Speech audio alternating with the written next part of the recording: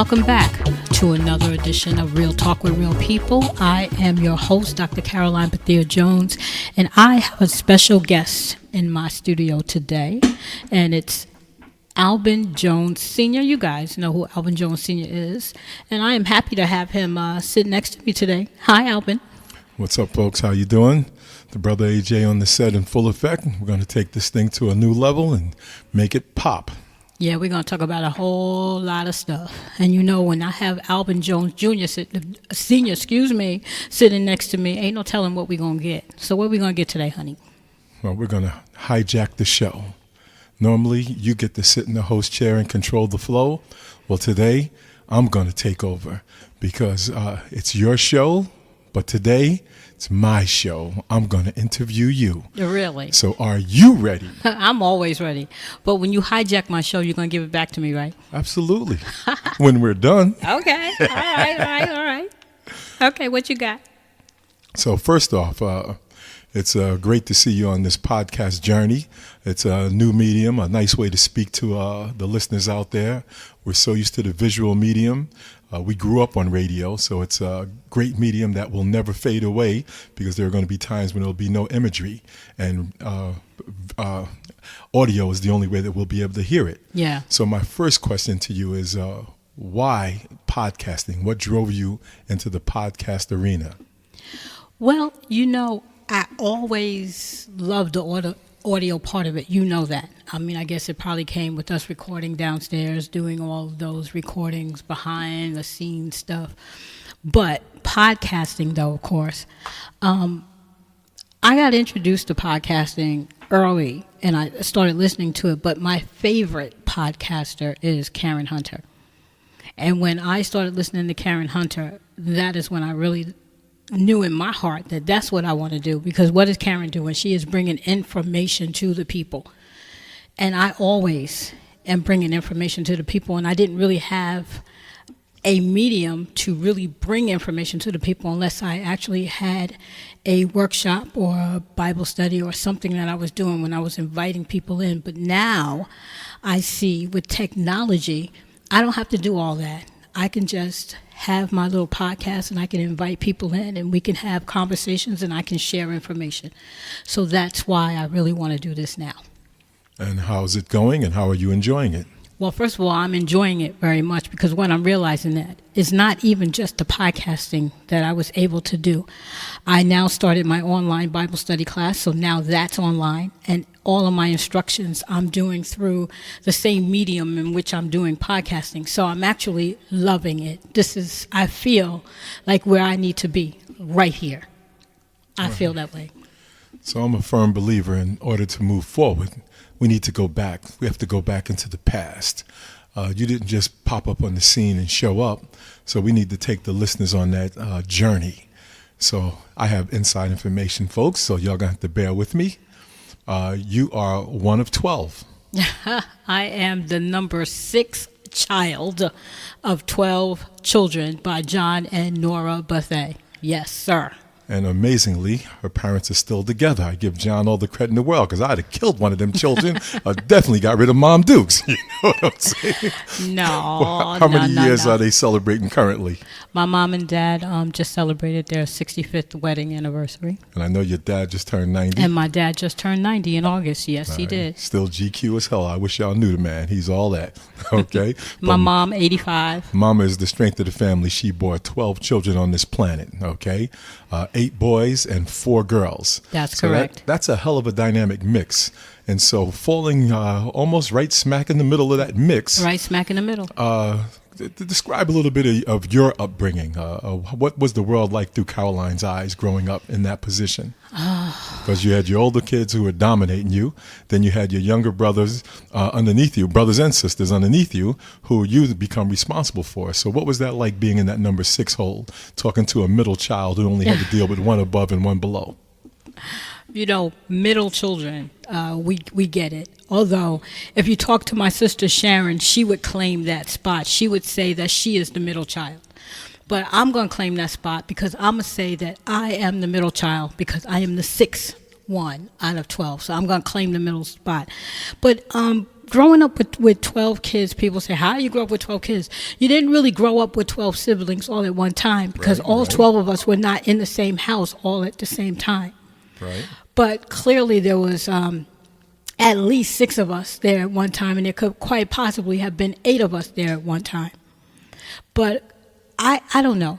I didn't really think of my childhood that much, because there was so much of us, and because when you have so many kids, sometimes you kind of get lost in the mix.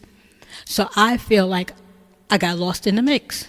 I don't really feel like I had a voice. I really didn't have a voice until I was way into my adulthood, so I kind of did whatever anybody told me to do and stayed in the background. Who was the dominant child during that time? Well, obviously, that was the oldest one, my brother Johnny Jr. Mitchell, however he wants to be called today. We called him Junior because he's Mitchell Jr. So, of course, that's what I know him as, but I think he goes by Mitchell right now. He was the dominating one, him along with my sister Penny, though, because the two of them were a tag team. They worked together. Okay. And who was the one that everyone had to look out for during that time? I don't know. Well, because during that time, Nita was the baby, but she was a tough little cookie. So it's not like you had to look after Nita, because she was really, really the tough one. Between Sharon and Jimmy, they were the quiet ones, I think. So I think that if I had to say who are my 2 siblings during that time that I think you really would have to look after or look out for, I would say probably Sharon, maybe Jimmy. Paul was pretty quiet too, but I think Paul could hold his own. And specifically on yourself, how would you describe yourself as a child at that time while you were trying to find your way? Give us a description of Karoline back in that era. Well, I'm certainly not the person that I am right now. I was extremely quiet, very shy. I won't even say laid back, because I don't even know if I knew how to be laid back. I think I was just always frightened of things. I lived a very scary life because I thought everything was like the world was bad and people were going to come and get you all the time. Plus, I started out very, very early going into the religion thing, because my mother had me very religious at a very, very early age. So, of course, I lived my life thinking that the world was going to end any moment. So that should have, could have shaped the way I felt about things. But I was very quiet. I did what I was told. I was very compliant. Okay. You didn't have to tell me to do things more than once, because one of the things I learned early on in life is choices and consequences and punishment. You got in trouble when you did what you wasn't supposed to do, and I never wanted to get in trouble. So I always tried to stay compliant all the time, because I didn't like being in trouble. And I think I carried that even through childhood all the way into young adulthood. Even when by the time I met you, I was still in that frame of mind where we're going to do what's right all the time. We're never going to do not what is right. And, of course, with you being the bad boy himself, that was kind of difficult. It wasn't going to work for me, absolutely. And I also know, I think one of the things that shaped you is you raised your last brother. The last child in the household is Michael. Yes. And you, in turn, became almost like Michael's caretaker, to the point where he viewed you as his mother figure. That is absolutely true. And that kind of happened by accident. It's not like my mother said, here, you're going to take care of this child. It wasn't like that. Mommy was doing what Mommy always do. She was taking care of her kids the way she always do. But it was after she had Michael, she went back to work to try to help my father bring some money into the house. Because, 12 kids is costly. It costs money to raise 12 kids. So she went back to work. And what was happening is a mix of things. We had lost our house in Teaneck. And so we had to live in Hackensack. The city of which I was born and our children were born. Yes. The great city of Hackensack, by the way, although she may not view it that way. Well, I grew up in Teaneck. The bougiest town in Bergen County. I grew up in Teaneck. Teaneck was the only thing I knew. So moving to Hackensack at 14 years old was kind of tricky, because I didn't know anybody. And that's a very, very fragile age when you're going into high school. You going into high school, you don't have no girlfriends. You don't have no friends. You don't have nobody standing up for you. You don't have nobody protecting you. It was a scary thing for me to leave junior high school in Teaneck and be thrown into Hackensack High School. So I had a lot of stuff going on in my mind, a lot of things heavy on my head for a 14-year-old. And then on top of that, my mother went back to work, and my baby brother, who was just really born not that long ago, so he was like 6, 7, 8 months old, and my mother left him with the neighbor so that she can go to work. And every day when I came home from school, I would go pick him up from the neighbor. And the truth of the matter is, I didn't like what I saw. I saw my brother, my baby brother, my precious baby brother, sitting in a corner, diaper full all the time, crying from the top of his lungs. And people say, well, that happens when you're babysitting, but this doesn't happen. It's not an everyday thing. And every day for probably 6 months, this is what I encountered. And it was like I just couldn't bear it. So I said to my mother, look, I'm going to be honest with you. I'm not feeling school right now. I'm not feeling school. And by that time, it was already at a time where, now we moved there when I was 14, but I was turning 15. So when I turned, about a year had went by or so. So when I turned 16, when you turn 16, you can drop out of school with your parents' permission. So I asked my mom, if you let me drop out of school and I go to school at night to get my GED, I can take care of Michael. And my mother agreed. She said that was okay because she felt like, okay, at least Michael will be taken care of. So that's basically what I did. I dropped out of Hackensack High School. I enrolled myself into the Adult Learning Center. At that time, it was on Main Street in Hackensack, and it was part of the Bergen Community College Adult Learning Center. So I enrolled there. I took some classes and took care of Michael during the day. When Mommy came home, I gave Mommy Michael, and I went to school. And that's what ended up happening. Okay, and I think that right there speaks volumes because I think that's a part of, I like to say we're DNA stamped, and that's a part of the DNA that was stamped within you. So we're going to fast forward and move up to the time of having your own children, especially our number one daughter. That would be Miss Kiana Monique Jones. And when she came along, now the things you learned taking care of your own brother, the things you learned from being in a family so large and having that many kids and, the cousins, the aunts, the uncles, and all that family structure. Now here you are starting to deal with your own child. And what kind of things did you pour into Kiana when she was born? Well, that is true what you just said, because by that time there was a whole lot of nieces, nephews, and all that stuff. But there is something very different about having your own child. And I was ready to have her. But Kiana was a crying baby when I first had her. And I didn't understand why she cried so much. She cried so much no matter how I held her, no matter where I put her. She just cried all the time. And I was a little nervous as to why she was in such a discomfort, and I wasn't able to comfort her. As you know, husband, Kiana had asthma very early on as a child, and most just of her, like her daddy. Yes, most of her discomfort came from asthma. But once my mother used to watch her. Mommy, see, we turned this thing around. So now Mommy's taking, script. We flipped the script here. So now Mommy is taking care of Kiana for me while I go to work.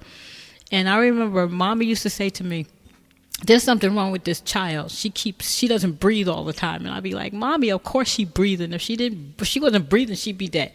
And I would try to assure Mommy, don't worry about it. But then I remember this one day I was at work, and I wasn't that far away from work. You could get to my job in 10 minutes from where she was. And Kiana had stopped breathing, just like Mommy said. She called. She had the sense of mind to take her to her doctor, which was up the street. And they got me off the job. They called me, and I got there. And that's when we discovered that Kiana had asthma.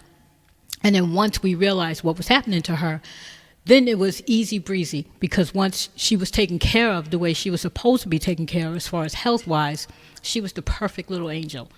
And it made having her and taking care of her a breeze at that point. And she was just this beautiful little chocolate drop. And then 5 years later, a terror was born. His name would be Junior. That would be Alban Lewis Jones Jr. And my recollection of him was that was a busy little young man. So tell me through your eyes a little bit of that. Well, after having a daughter who wasn't as active, and she was very, very girl-like and shy, and the way little girls are, the cutest little thing. Then I have this little boy who, I must tell you, bringing AJ into the world was a challenge, so I'm not going to forget that part, because I had some stuff going on within my own body, and so I had a very difficult pregnancy with him. I mean, I was in labor with him for like 14, 15 hours until finally they had to induce him. So already from the very start, he was a child that gave me issues, not by his own means, but hey, it happens that way. But you're right. He was the most active little child. I mean, even more so than Michael. I mean, this boy ran around everywhere. He definitely gave me a run for the money. I learned how to be a better mother taking care of AJ, that's for sure, because he was a ball of fire, full of energy, as you know. And then, of course, I was in the picture, and you met me, and I had that larger-than-life persona. Started out, yes, thank you, over here breaking my arm, patting my own back. Yeah. But I actually, people that see me now kind of don't believe me. But I actually was very laid back, real chilled out. Like, I really was I was an introspective, outgoing, very personable, but I was always very introspective. But I always had that larger-than-life personality. You couldn't tell me that I was not a star. To the point I remember when we met, you brought me quite a few things with stars on them, like a star stick pin.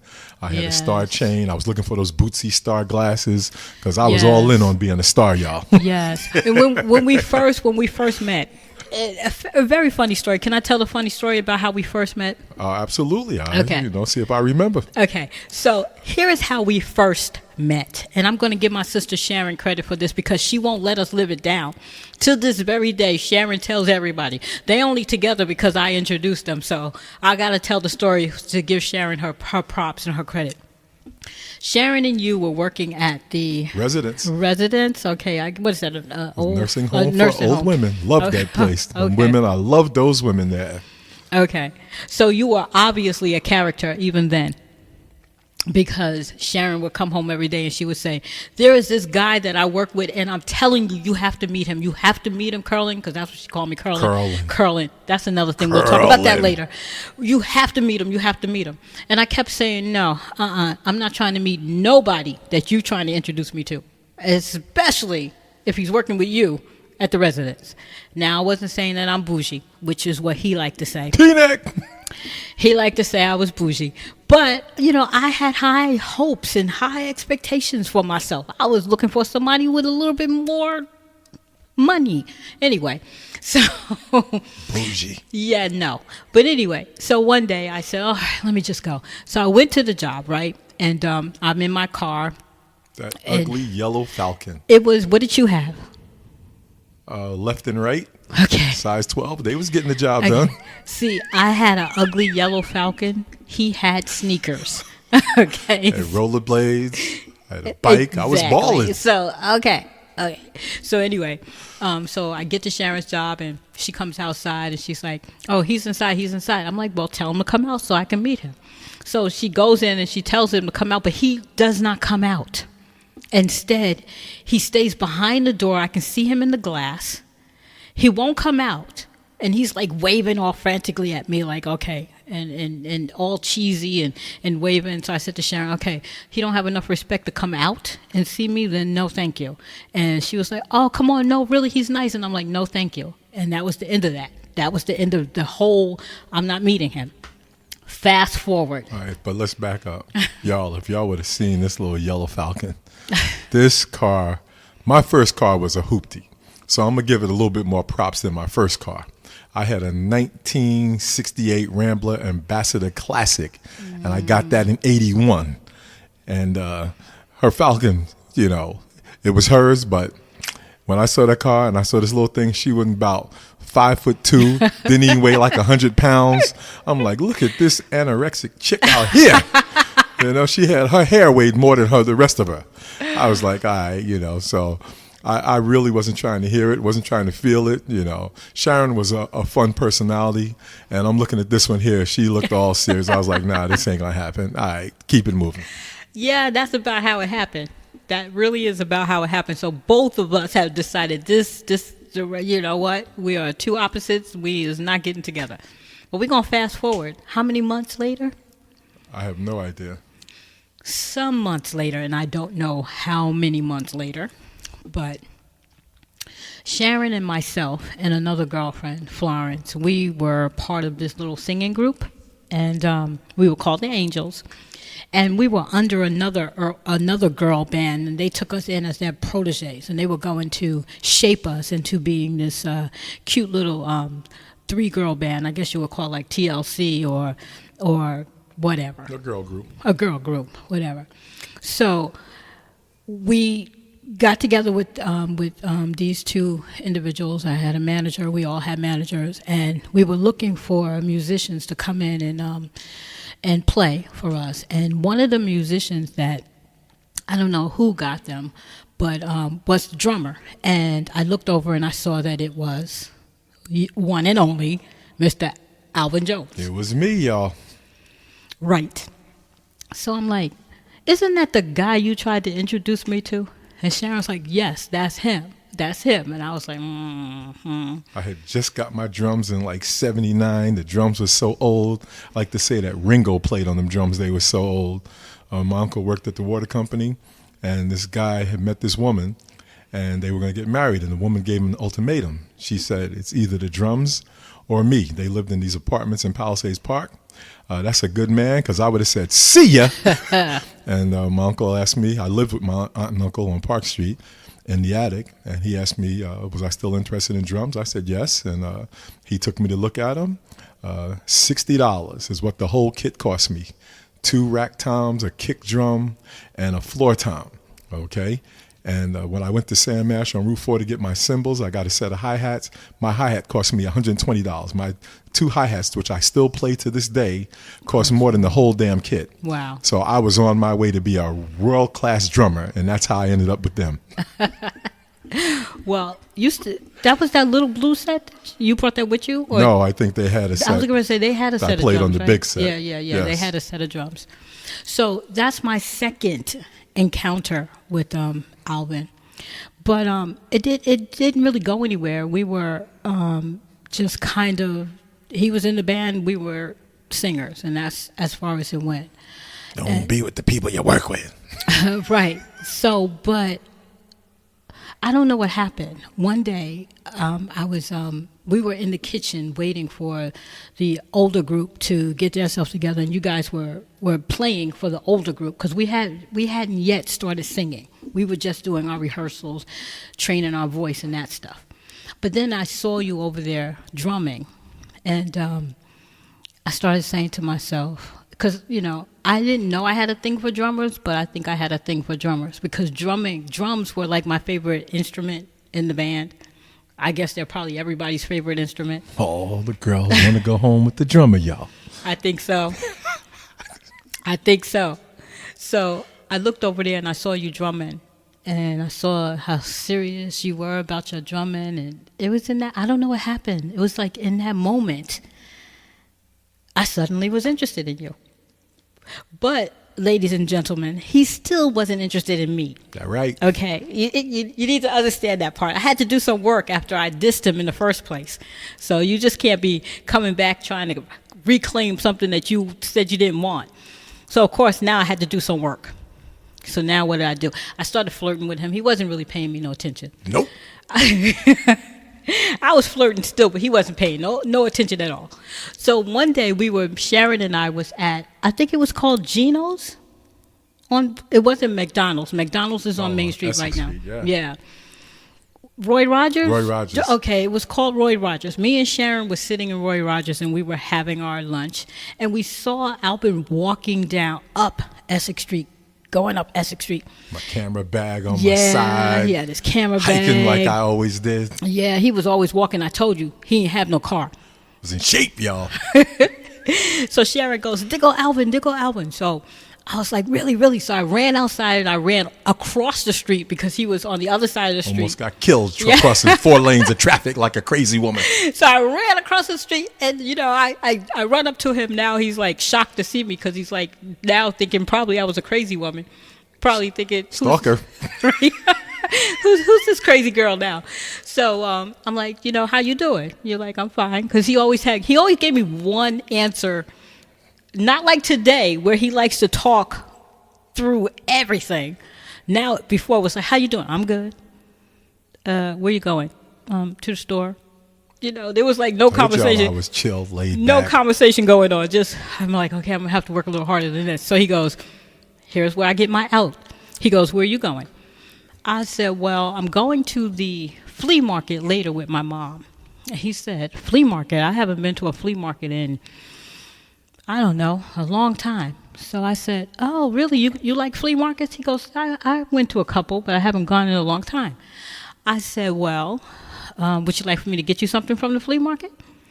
And, he didn't know what to say. I mean, who's this crazy woman who I hardly know asking me if I want her to get me something from the flea market? So I think he was just trying to be nice. And he goes, well, I like stars. And I'm like, stars? Like stars in the sky? He's like, well, yeah, I like stars. And I'm like, okay. And now I'm thinking like, okay. He said, so if you see a nice star, you can pick that up for me. And I don't know if he said that. Maybe he said that thinking, she ain't going to see no star. I'm just going to tell her this. But what he learned very early on about Karoline Bethea, at the time, that's who I was. Actually, I was Karen. Well, we'll talk about that another time. Is that when I say I'm going to do something, you best believe I'm going to do it. And I did, in fact, go with my mother to the flea market. And I walked all over that flea market looking for a star. Looking for a star. My mother's like, can we come on? I'm like, I'm looking for something. She's like, what you looking for? I'm like, I'm looking for something. All over that flea market. And I finally found it. It was like the sky opened up and you get that, whoo. And there it was, a star stick pin. And I brought it. And when I saw you the next day, I said, I have something for you. He goes, what? As if he forgot to tell me, and he forgot that he told me to pick him up a star. And I handed him the star stick pin. Yep. And guess what? I had him. I promptly put that sucker in my Kango and couldn't tell me nothing. But one thing I just remembered, you can tell these people, I actually have a real star. A real star? That's right. Okay. You brought me a star. Okay. Up in the sky. I did. I don't remember. You brought me some star. I got some paperwork that says. That's right. I actually, folks. Yes. What is that line we have? CBA. If you conceive it, you can believe it, you can achieve it. You are so right. She brought me a star in the solar system. Now that's many years later. Yes. But I actually have my own star up there in the galaxy. So now Bill Gates, Warren Buffett, all you rich folks, talk about that, Jack. That's right. Because, exactly. And what he said about conceiving it. It was in that moment, though. It was in that moment that he saw me as he saw me this time. He really saw me. Because this was somebody who actually followed through on what she said. Now, okay, nothing really happened at that moment. He took his star. He put it in his hat right away. He was very happy to get it. But we still wasn't hooked up. We wasn't hooked up yet. And then that following Saturday was the birthday party of one of the ladies. Yes. One of the ladies Pat. Inside the band, Pat. Yeah, I forgot about that. And this is when I discovered that he's also a DJ. Because he DJ'd that party. Master AJ on the 1 and 2s. Wicka, wicka, wicka. Party, y'all. Yes. I didn't know he was a DJ and a drummer. Okay. But so Pat had her party that Saturday. And him and his cousin, Carl, right? Yep. Were the DJs, and they were DJing. We were Quasar Disco Productions. Yeah. He was Hack, and I was Pearl. That was our handles. That's right. And so we went to this party, and it was a house party, a little apartment party on Newman Street in Hackensack. Actually, it was on Lehigh. It was on the other side. No, it was on Newman Street. It wasn't Lehigh. I thought it was the backside. Nope, it was Newman Street. Okay. Newman Street. So we went to the party, and he's DJing, doing his thing, and everybody's dancing and having a good time. So of course I went into the back room where they were, and I said hello, how you doing? You know, of course now we're friendly because I brought him a star, you know. So now we're friendly. And so I'm saying, I didn't know you DJ'd, and he's telling me about his DJ and stuff, and now I'm super interested in him now at this point. And it's for real. I really was super interested in him. I wasn't pretending. So then he goes, okay, why don't you save a dance for me? And I was like, absolutely. When you're ready, put on a song you want to dance to, and we can dance. And in the meantime, I went out there, and I just started dancing with everybody else. I don't remember the song you played. You don't either? Heck no. Okay, so he put on a song, and he comes and he taps me on the shoulder, and he says he's ready for our dance. So we danced through that song, and by now, Carl is taking over the DJing duties. So after we finished our dance, he goes, you want to step outside for a minute? I'm like, sure, I want to step outside for a minute. So, of course, it's an apartment, so we step outside the apartment, and her door was right next to the stairs. I think she was like on the second floor. Mm-hmm. So we sat on the... carried them damn speakers up the stairs. Yeah. I remember. So we sat on the stairs and we started talking. And that is how we got to know each other. Because we started talking. And, you know, I'm the type of person, when you talk to me and you really get engaged with what I'm saying, I kind of wear my heart on my sleeve. So I kind of spill everything about myself because I don't really feel like I need to hide anything. So we had our first conversation was a great conversation. And then...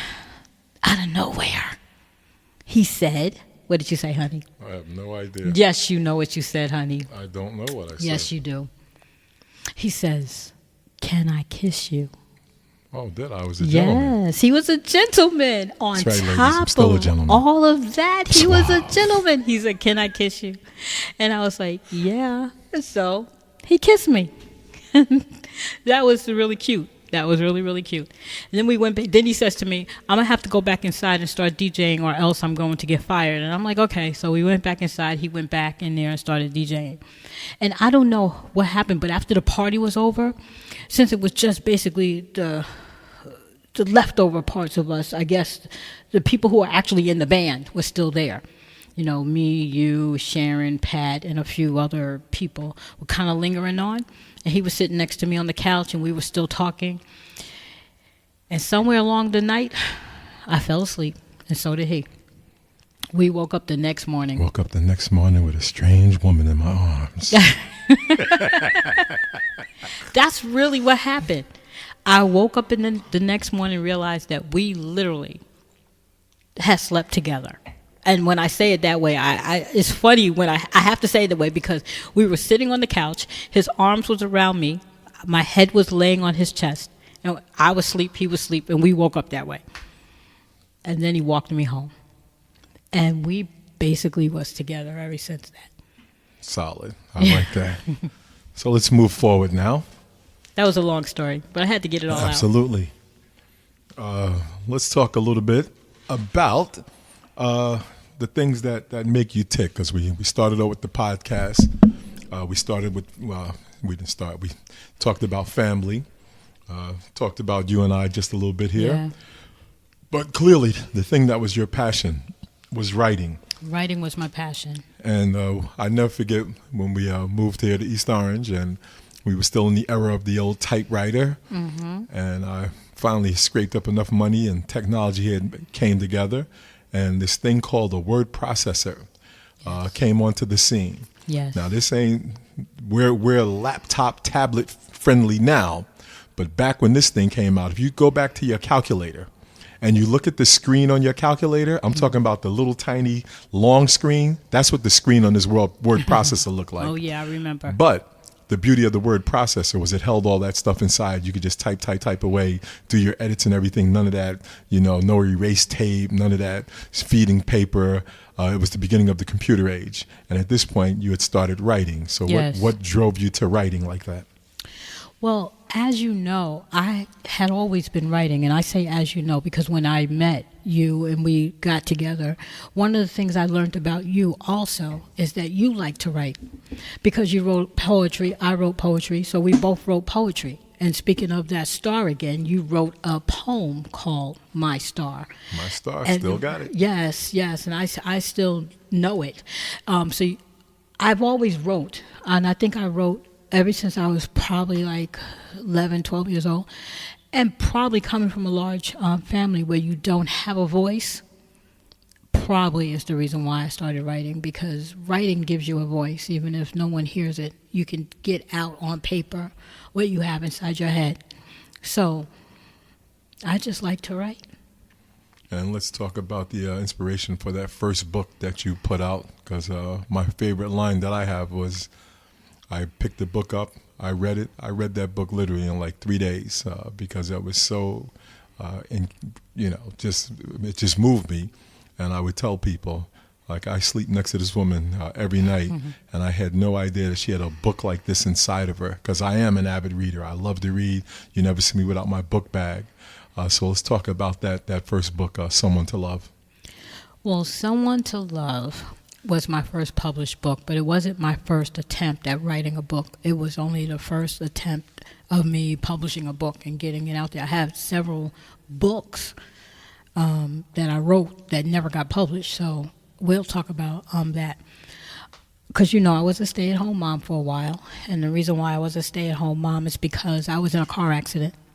It wasn't like I was always a stay-at-home mom, because I had worked. Ever since you met me, I was working. But after my car accident, I wasn't able to go back to work because I was severely injured. So you, thank you, husband, allowed me to stay home and recuperate and take care of AJ. So, 'cause I was balling with the money, y'all. I was just balling. That's why we broke today. Yeah, right. But I had opportunity, and I think none of this would have happened without opportunity. So I have to recognize that I had opportunity, and that opportunity was given to me by you. But I watched the soap operas a lot. And, I had been watching the soap operas for a lot of years because my mother watched the soap operas, and I learned how to watch soap operas with my mother. And so as a writer myself, because I was writing poetry and short stories, and I had attempted to write a few other stories before Someone to Love, I would sit back and I would watch TV and I would say, oh my God, I know what's going to come next. This is so crazy. I can write this book. And so I decided that I would write this book. So I needed a soap opera type of book. So I decided that I would do that. And I came up with the character, Stephanie. And so I knew Stephanie needed some kind of drama going on in her life. So Stephanie was married to a musician. Of course, my husband was a musician, so I figured I'd just make Terry something like my husband. Stop tape. Yo, Frank, stop tape. This is my disclaimer here right now. This is AJ Sr., a.k.a. the brother AJ. I am not Terry, nor am I Justin in the book. This is my disclaimer as I go on record here. For all of y'all who read, you will know. And for those of you who do not, shameless plug. Y'all need to go to Amazon and get that book, damn it. Go get it. But see, the thing about that, people write about what they know until they get more experience to, a lot of it is fantasy, but, you're going to throw in some things that you know. So I had to write from the framework in which I was. So I tried to use some of the things I knew. So, of course, Terry ended up being a musician. Stephanie ended up being this unhappy married woman because, when you're married to a musician, it brings a lot of unhappiness into your life. Go ahead, say something about that. I'll never see no unhappy housewife when she out there balling on Rodeo Drive, buying baguettes and jewelry and all that. So I don't know what you're talking about. Okay. They're all happy. Okay. And so, so I gave Stephanie 2 children, a boy and a girl, which just like me, a boy and a girl. Yeah, I mean, you work with what you know. So the framework of the story came from stuff that I know. But the story itself began to take shape all by itself. And this is what happens when you are a writer. You can start with an outline. This is what you're going to do. But when you allow your characters to breathe, then they breathe. So a lot of things happened to Stephanie that seemed like the natural way to go once I started writing it. But it was fun writing about her and her many different personalities and her friends, her girlfriends that she had around her, because we have to have our sister girls around us, making sure that they giving us everything that we need. And of course you have to have some mystery, and you have to have a little bit of naughtiness going on. So of course, there's Justin. Okay, what else you want to know? And that book was the start of a trilogy. The second book was? Fragile Heart. And the saga continued? Yes. Fragile Heart was my attempt to get a little bit behind the scenes in Stephanie. It told a little bit about what was happening in the background of Stephanie and Terry's life to bring them to the forefront. I kind of picked that up from my daughter, because my daughter, being a psych major and everything, she would always tell me, well, you always got to walk it backwards, because, Walk it out. That's right. We're going to walk it backwards, because nothing happens in a vacuum. There's a reason for this stuff, folks. So Fragile Heart was my walking it backwards, so that you can get a little bit of insight on what was happening with Stephanie and what was happening with Terry and how they got into that place where they were. So that was a lot of fun writing that, because it made me research. So I had to do a lot of research at that point. It wasn't me going from where I know at that point. When I first started with Someone to Love, you're writing from a place in which you know. Now you're writing from a place, not from what you know, but now you're allowing your imagination to take shape, and you're allowing the research to come in. And I love that part of it. And the third book in that trilogy, which your fans are still waiting for with bated breath? Yes, I know. And Marilyn just yelled at me a couple of days ago. My birthday twin. What up, MC? Yeah, Marilyn, I'm working on it. She just had to remind me. She goes, don't let me have to stay on you, because I will. And I'm like, please stay on me, because it's not that I don't want to write it, because I am writing it. But I'll explain to you what I explained to her. In the third book, which is the last book, Deception, what I want to accomplish is I want you to see Stephanie's growth. If you've read Someone to Love and you read Fragile Heart, then you know Amazon, get that. Yes. Then you know that Stephanie went through a whole lot of stuff, and she looked like she was weak. But I didn't want to leave my sister girl there, because we all go through stuff where it may appear that we are weak, but it's through those things that we go through that strengthens us. And I want Stephanie to be the woman that I envisioned her to be when I started out to write this book. And I need her to evolve. And so I want to take my time with the storyline where Stephanie is concerned, because I want Stephanie to walk away being empowered. And right now, you know that my whole platform right now is women empowerment. So Stephanie has to be an empowered woman. So I have to take my time as I bring her out of that chaos that she has caused for herself and into a good place where she can be an inspiration to other women.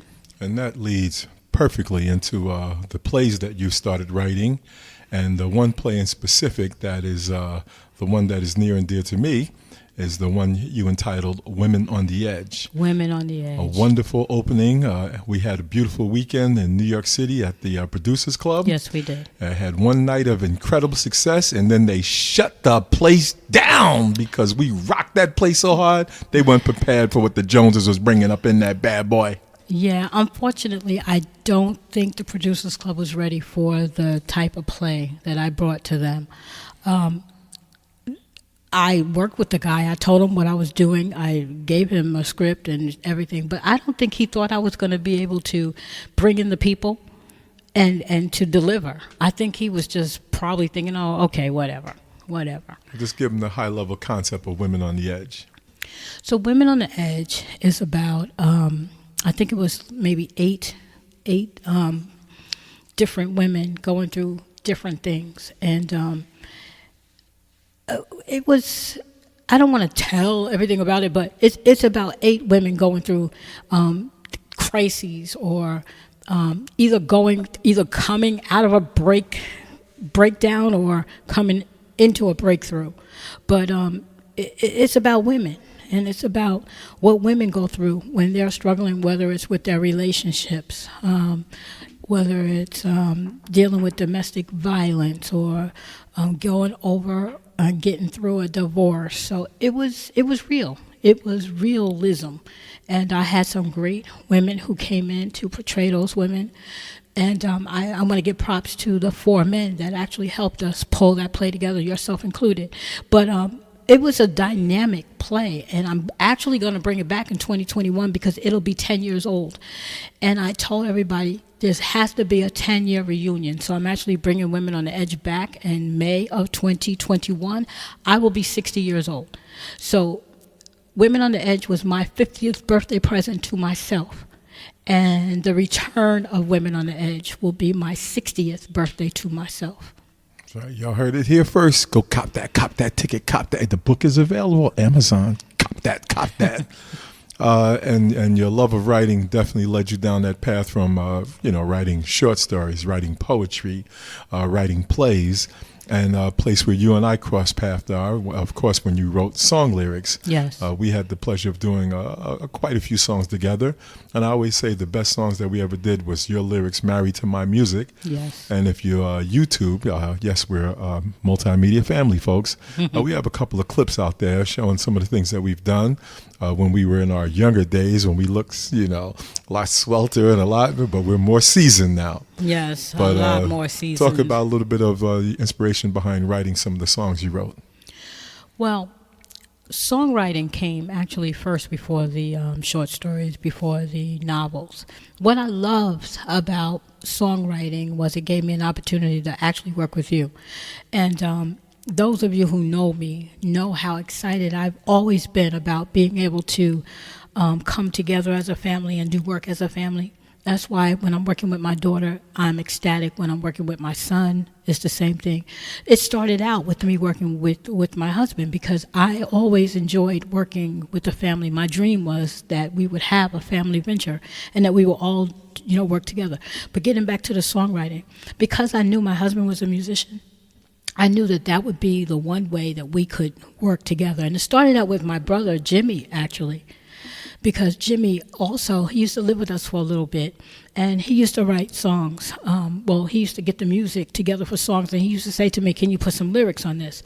So between doing lyrics for my husband and doing lyrics for my brother, I realized just how much I loved actually being a songwriter. So that's where it started. And Jimmy is a huge inspiration to me. I don't think he really knows it, but I have opportunity here on the digital medium to say it.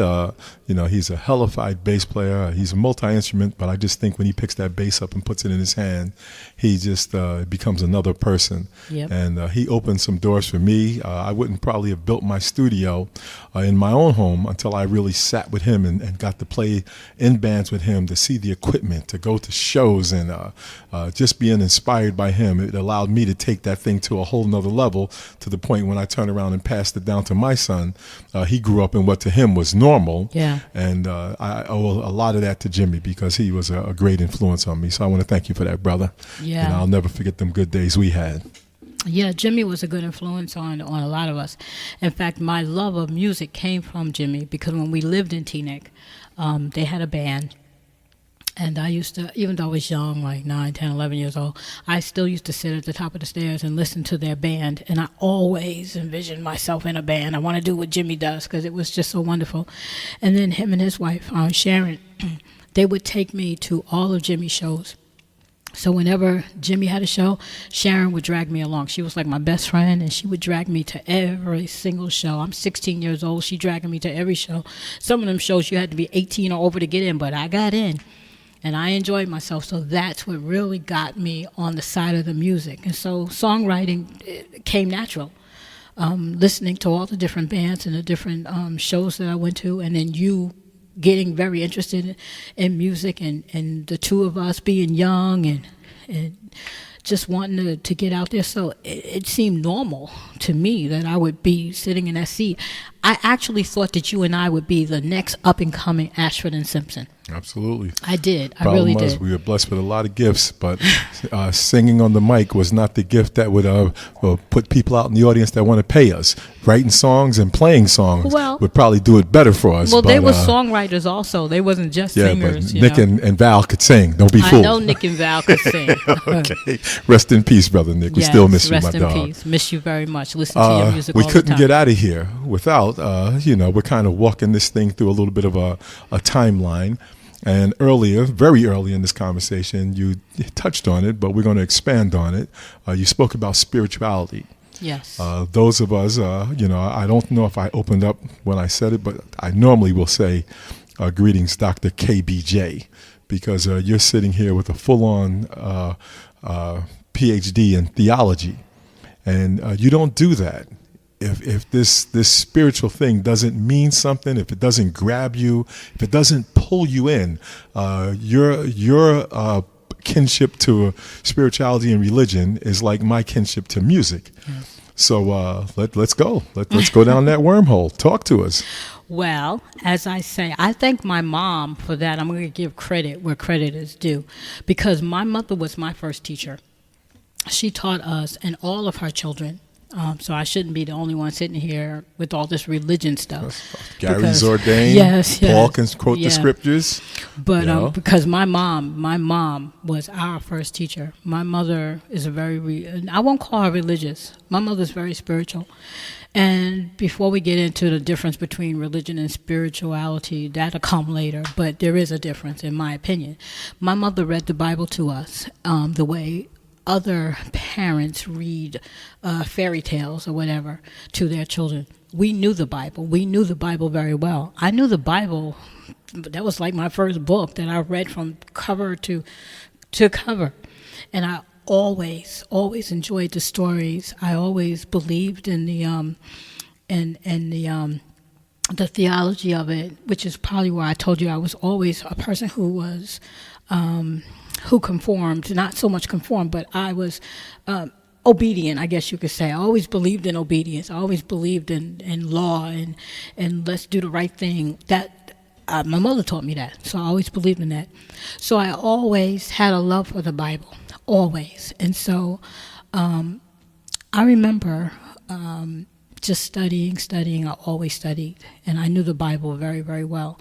And so because I knew the Bible very well, obviously I could teach it to others, and I began to teach it to others, especially other women. I will tell you, and I don't want to really bring this up because it's like you're putting down the church, and I'm not. But I wasn't able to really talk about the Bible in church, because when you go to church, you have to listen to the preacher. There ain't no discussing the Bible. It's just you listen to the preacher. And I remember how disappointed I was because I couldn't have full-on conversations about what I was learning on my own. And so I just started doing it on my own and inviting other women to come into my home, and we would have Bible study together.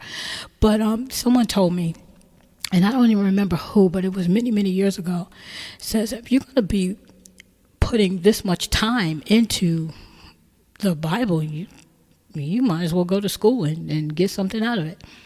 And I knew that I wasn't going to be able to really go into universities and stuff like that, because it gets a little expensive and all that stuff. So I looked for a seminary course, a seminary school to go to, in which I could just get my feet wet, learn a little bit, see how what the process was, and I found that I really liked it, and it was very interesting because it wasn't just reading the Bible at that point. It was doing what I love to do, which is research. So now I was able to research, and I was able to go deeper, and I was able to find the history behind everything that I was reading, and I began to understand the stories and so much better. And so basically I took the program, and the program took you from an associate's degree all the way, if you chose to, a PhD. So I went through the program. I got my associate's degree in Bible study, and then I got my bachelor's degree in church ministry. I ended up getting my master's degree in theology. And then they give you an option as to whether or not you want to move forward with what you've learned all these years, and if you want to put it in a PhD program. And they basically give you a couple of choices. So I said, okay, I'll give it a try. And, it took me like 5 years to get through it. Because, close to 5 years. It was like 4.5 years to get through it, because it's a lot of research. It's a lot of work. But I did it, and I completed it, and I got my PhD. So that's how that worked. And even prior to all of that happening, you never stopped that love for spirituality. I've seen you going in and out of different churches, but more importantly, over the arc of all this time, talk to the folks about SHSIC. Okay. That would be Sisters Helping Sisters in Christ Ministry. Now, he's right, because I have been doing this for 22 years, 23 years actually. January to be 23 years. And I did this ministry work before I even got a single degree, because ministry work doesn't come from you getting degrees. It comes from a calling. And I always felt like I had a calling on my life. I felt like God was speaking to me. I felt like I was called to do this work, and so I did this work. I did this work because I was called to do this work, and I knew that I was called to work with women, because I knew that it was women who needed this information. And Sisters Helping Sisters in Christ Ministry is just that. It's a uniquely different women's ministry, because it's about... I wonder where we heard that before. Yeah, everything I do is uniquely different. Yeah, that's why. But it was an opportunity for women to get together and discuss the Bible, to have a conversation about what they were reading, to get an understanding of what they were reading so that they can change their lives. I believe that if a person knows how to do something better than what they're doing, then it's going to cause them to build their lives up a little bit. And my whole thing was always women's empowerment, always giving women the tools that they needed to change their lives. Because let's think about it. Like my mother being my first teacher, a woman is your children's first teacher. And if you don't know these things, you're not teaching your children these things. So I felt like by giving you an opportunity to learn and grow, you could do just what my mother did and sit your children down at your knee, or talk to your children about this biblical stuff, and so that they can have a leg up also. Because that's what I did for Kiana. That's what I did for AJ. It's what I did, even with Isaiah. So I wanted to give back what my mother did for me. I wanted to do for other women. So it was even before I even took the trek to do the studying, to get the degrees. It was way before that. The degrees came later, after the fact. I had already had the ministry going up and running for 10, 12 years before I even started even working toward the degree. So Sisters Helping Sisters in Christ Ministry is still growing strong, and I have a wonderful, wonderful executive board, and we are still doing the thing. I have online classes now if anybody's interested, so I'm going to give myself a little plug. Please go to our website, which is shsic-ministry.com. And all the information about the ministry is there. You can join our online classes. You can hang out with us and have a good time. And, you're still working. I am. And, we have the funny thing about us is, we always say if you could do your passion, you would never work a day in your life. And we've continually dipped our toe in the pool, but none of us have ever taken that full-on plunge to let our passion be the thing that sustains us financially. We took the safer route, if you will, and held on to that day job. Yeah. And we exclusively did our love by night and on weekends. So since you have a full-time job and you have a full-time passion, give your listeners a little bit about how do you balance that work-life balance between the two? Work-life balance is very, very important, and I can't tell you how important it is, but it is hard for me to leave my passion at home. So because I have such a passion for the ministry, I bring it with me everywhere I go. So it's with me on the job as well as not on the job. I'm not saying that doesn't that doesn't bring problems at some point, but for the most part, everybody knows who I am, because I do not try to hide who I am. I'm not a person who you could say, she's this by day and she's this by night. I am who I am by day and by night. So if I'm spiritual on the weekends and I'm spiritual at night, I'm spiritual even at my job. So, but it is difficult because I have a very stressful job. I'm a secretary in a high school, a technical high school, a very high, I guess, high learning, I don't know, technical school. And it's a lot of work. I do a lot of stuff. It's not just sitting at a desk and typing. It's a whole lot of stuff that comes with that job. And it's very, very stressful. And I will tell you that I have been guilty of losing it a couple of times. And I have to remember who I am, because I don't ever want anyone to think differently about the ministry based upon my humanness, because sometimes my humanness does show up, and I do get upset sometimes, and I do yell sometimes, and I do, say, wait a minute, I've had enough sometimes, and I don't want anyone to think that it's any reflection on anything. We're human. But I do try to have balance. I do try to remember who I am. And in fact, husband, last year I got a new nameplate that was given to me by a friend of mine, and it says Dr. Karoline Bethea-Jones on it, and it's on my desk. And it's on my desk to remind me of who I am, because I don't ever want to forget how far I've come and who this person really is in the face of a whole lot of stuff. And I'm really glad I did that, because it's now letting other people know who I am, because it's a conversation starter, because they want to know how I'm a doctor. How are you Dr. Karoline Bethea-Jones? And then I'm glad to tell you how I'm a doctor at this point. So work-life balance, you really definitely need to make sure that you're meditating and praying and doing everything you need to do to keep yourself together. Well, I was trying to keep this within a nice 1 hour segment, because as she alluded to, between the two of us, we could just let the tape roll and we would see y'all in like the year 2092. Okay. So I just wanted to touch on a few of the themes to just kind of give you an overview, because a lot of you out there get to hear her sit in the seat, and she's the one that's interviewing all the people that come across her show.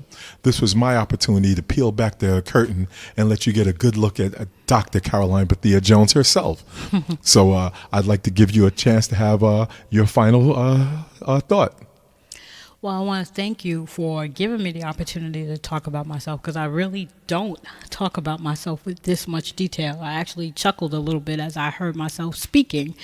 But I do want to say that I love what I do. I love what I do in every aspect of my life. I love my job, my day job at the high school. I love that job. I love Helping Sisters in Christ ministry. I would not give that up for the world. I love working with my husband and with my daughter when she goes out on her hikes, and when we do our plays, she's right there, my right-hand man. I love everything that I do. And everything I do with love. And I just want you to know that. So I work hard because I want to, not because somebody's making me, because I love what I'm doing. I love every aspect of what I'm doing. So please keep listening to Real Talk with Real People, because I'm going to keep bringing it. And I hope you're going to keep listening to it. All right. Well, this was the brother AJ, and as I said, I hijacked her show today. I hope you enjoyed it. I really do hope that you got a chance to see what I see every day, and I will tell you, I'm very proud of her. I'm always pushing her. One thing between her and my son is they don't sell themselves the way that I know they should. Me and my daughter don't have that problem. We are shameless promoters. We know how to promote ourselves, and I think this is another way for her platform to be out there, where you folks can see all the wonderful things she's got her hands in, all the wonderful work she's trying to do. And at the end of the day, if you really listen to her message, it's never about self. It's about helping the next one out there to get you to where you're trying to go, to get you to expand your mind. Okay. Look at me all these years later. She has helped me. She's pushed me to places that I may not have gone on my own. So sometimes we need that challenge in our lives to get to that next place. Spoke about her parents, all these years later, still together, still out there grinding after putting 12 kids on the planet. After you put 2 on the planet, you get tired. So you can imagine what 12 is like. You know what I'm saying? So, hey, this is the brother AJ, and it was my pleasure to take this hour out of our day to just have that intimate chat, so you can see, hey, we're no different than you. What did she say? It's real talk with real people, and you got 2 of the realest sitting right here in front of you. All right? Bye-bye. Bye-bye.